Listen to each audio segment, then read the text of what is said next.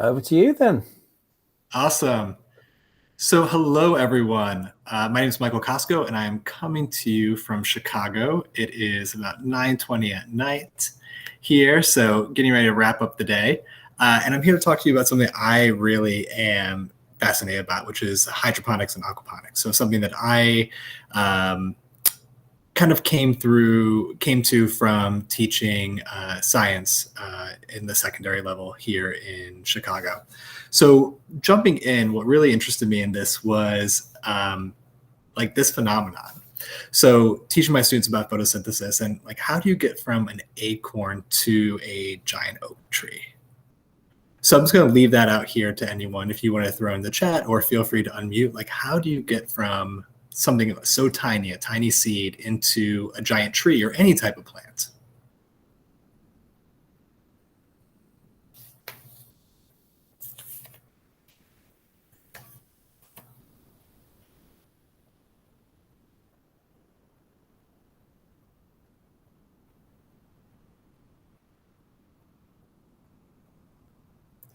I've usually got good wait time, but we've only got 20 minutes. Oh, thank you, Kyle. All right, so energy from the sun. So we need water, sunlight, all those things. But like, where does it get its mass from? Like, how does it get bigger, right? And Kyle said something really interesting when he said soil. So it needs soil, some sort of nutrients, but you can actually grow plants without soil. And so that was one of those things that like really fascinated me about this phenomenon, is that you try to wrap your head around it. Like, where does a tiny seed end up getting all of its mass from in order to become something like a tree, right? Right, Kyle. So thanks for correcting yourself. So not oxygen, they give off oxygen, but need that carbon dioxide. And that's really what the answer is that it's carbon fixation. So they take in carbon dioxide, they strip away that carbon, use it to build up themselves, and then release that oxygen out into the world. So when we talk about what plants need to grow, you can start stripping away those things that they don't need, like soil. They need nutrients, but not necessarily soil. And so when I was thinking about this, it's like, okay, this is a really great phenomenon. It's a really great way to engage my students thinking about photosynthesis. But we can also couple that with the idea of technology. And so looking at the next generation science standards, the idea of sustainability. And so what are some ways that we can use technology to improve our world? So to reduce carbon emissions, to reduce pollution. And I think that when we talk about farming and using hydroponics and aquaponics, like it goes right along with that idea of technology and ways to improve it. So kind of these two ideas combined, teaching photosynthesis and the idea of how can we use technology to improve our world, like really led to my interest in this topic, and then led me to be experimenting more and more with my students, but also at home, as you can see behind me with this massive unit that I have in my kitchen right now. So really quickly, when we talk about aquaponics versus hydroponics, we're really just talking about growing something in using water. Right. So not using soil, so using some other media. But with the difference between aquaponics and hydroponics is that with aquaponics, we have fish. And so I'll show you the unit that I built in a little bit, and it actually is attached onto a fish tank. And that's really key because the fish produce something that we all produce through our waste, which is ammonia. And so if you look at that ammonia, you have that big N in that middle, which is nitrogen. And so any type of fertilizer that you use in your garden or with any of your plants is going to contain nitrogen. And so if you use fish in the system, you have that ready source of fertilizer to use. So if you don't use fish or some other sort of living creature that's going to produce that nitrogen, then you're going to have to actually add different chemicals and nutrients into the water.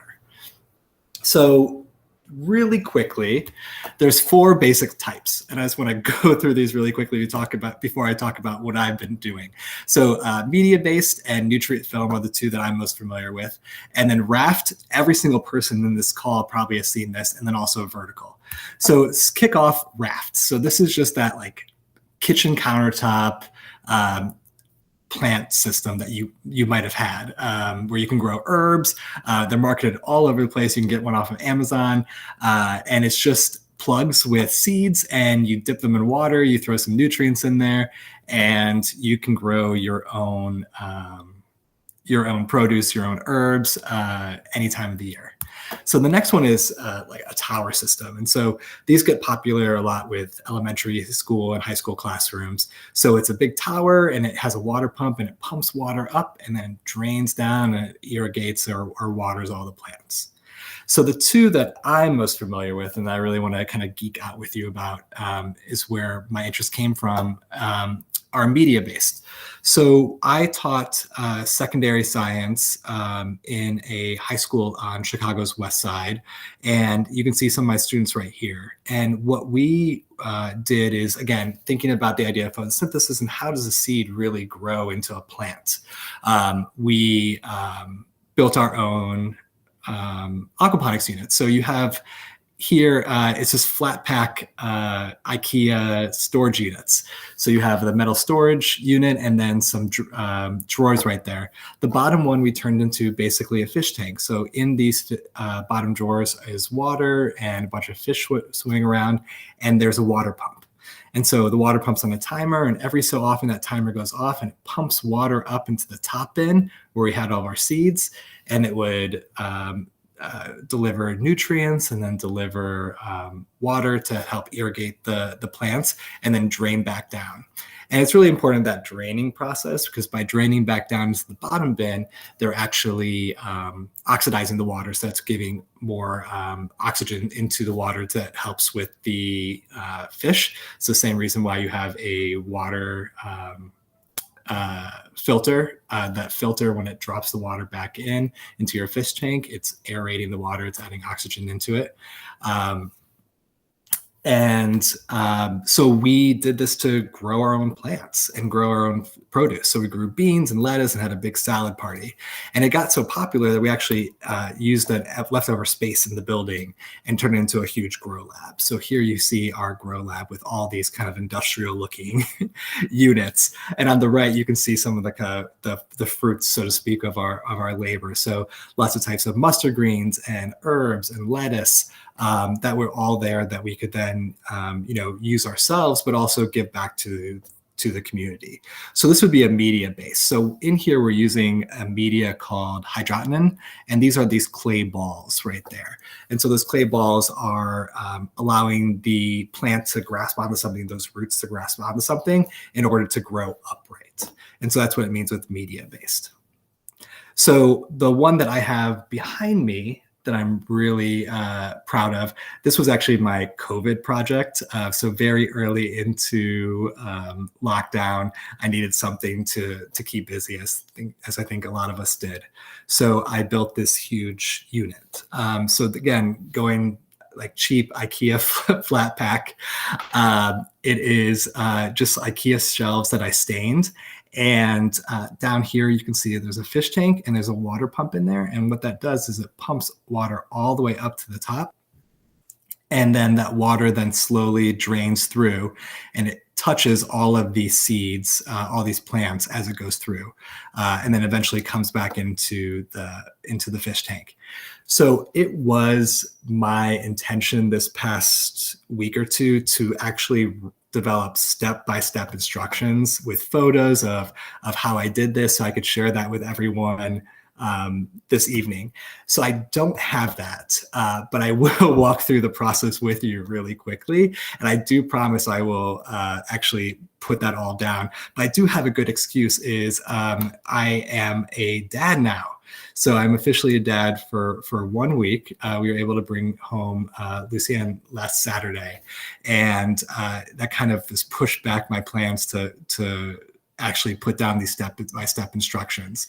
So I will eventually be putting them out there. Just this has taken definitely precedent in this past week. So it's been amazing. Being a dad is great. It's been a wonderful week, but he's obviously taken a lot of my time and attention.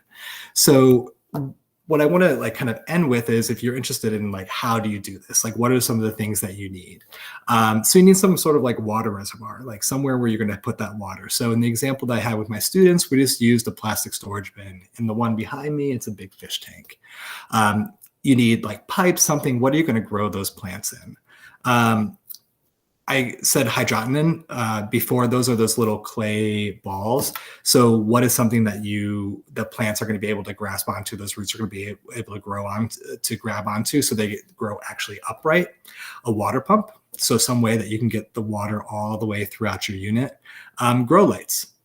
Grow lights are relatively inexpensive. They're low energy. They don't rack up your electric bill, and that they can then allow you to grow produce and things indoors. A timer, just so you know when you don't want the water running constantly, you don't want the lights on constantly. So there's some ways to monitor that. I have my unit set for running every 15 minutes every hour, and that usually starts about 9 a.m. and I think I cut it off at 7 p.m. and then the plants are just, there's nothing going overnight. And same with the lights. They're only on for a certain amount of time. Nutrients. So like I said in the beginning, you need some way to fertilize those plants. So if you're connecting with the fish tank, that you have the ammonia from your fish, the fish waste, or you can buy just packaged plant liquid fertilizer that you can put into your unit. And that's with those kitchen units, the ones where it's the bed, where you just have the little plugs with the plants growing out of them. It's just a liquid that you would drop in there. Obviously, you need some seeds and rock wool, something that you can use to start. So to kind of illustrate what those things are, first this is rock wool. It is made out of a lot of times coconut husk, and it is biodegradable. It's just a like plug square with a little hole in it. So what you would do is put a seed in there and just leave it soaking in some water. And then that gives enough for the seed to begin to germinate, and you get a little seedling. And then once you have that seedling, you see some roots sticking out of the bottom, then you can put it into like more permanent holder. And so I use these cups, and you can see that they have holes all the way around it. And so that allows water to pass through it. So I just place that in there, and I would use those clay balls, the hydroponin, just to hold that plug in place. And then I drop this into the unit. And then again, it just kind of goes from there. So looking at this photo, you can see this is probably 2 or 3 months worth of growth. I've got lettuce going, chives, sage, basil, buzz buttons, which are really fun to eat. They're called a toothache plant, an indigenous form of medicine, and it causes your mouth to get really numb. And these are things that I just grow, and then we were able to use and pull from as we're cooking throughout the week. And so with this, like, it's really important for me, especially as I'm raising my child, that my child knows where their food comes from, and that experience of kind of like magic of watching things grow and being connected to that process. And I think it's really important for my students as well to experience that. And so this allows us to kind of connect the natural order of growing with the way that we, cook and take care of ourselves here in our household. And so I want to leave it open at the end just for any questions. Like, we've got like 5 minutes. I said there in the proposal for this session that I really wanted to be a conversation. So what are some questions that you might have? And again, I do promise that I'll put out like the step-by-step instructions about how I made the big tower behind me.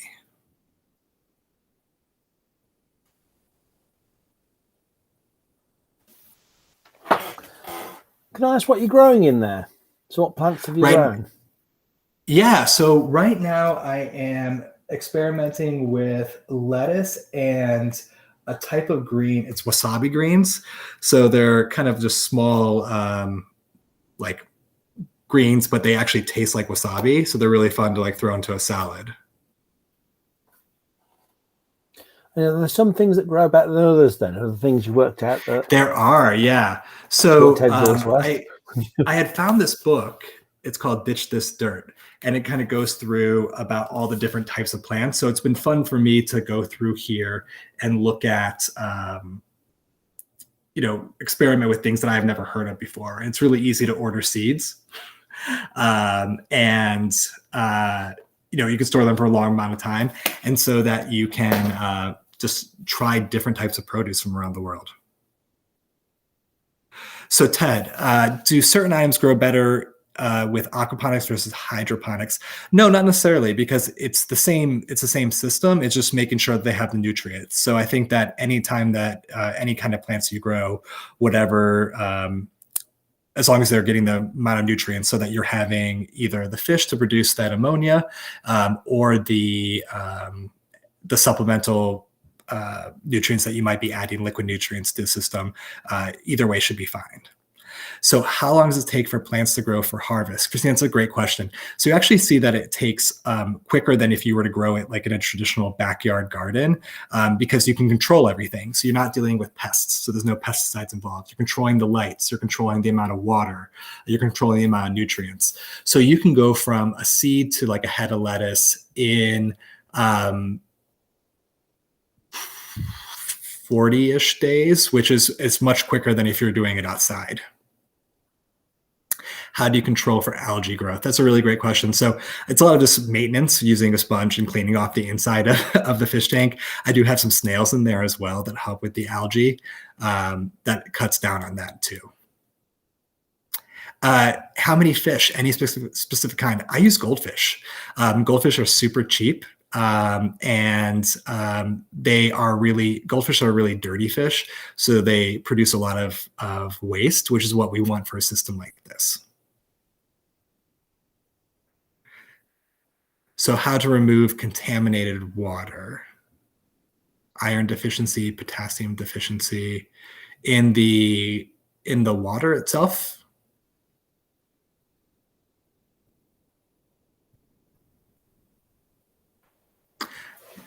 So with the contaminated water, it's not going to be the water is contaminated with the fish waste, which is what you want, because you want that ammonia in there. And one thing I neglected to say is that you would have to plants just can't take up ammonia itself, so they sell this bacteria. So you add a little bit of bacteria there, and that helps break down the ammonia into nitrates, which are something that the plants can actually uptake. And so when you talk about contaminated water, you do want the water contaminated. You want it full of ammonia, and then you're going to add this bacteria that's going to break it down into those nitrates, those nitrogen bases that the plants can then uptake for nutrients.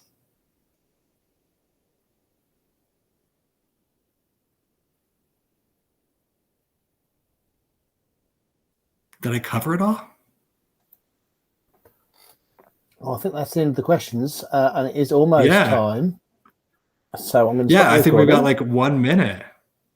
Yeah, you did that perfectly.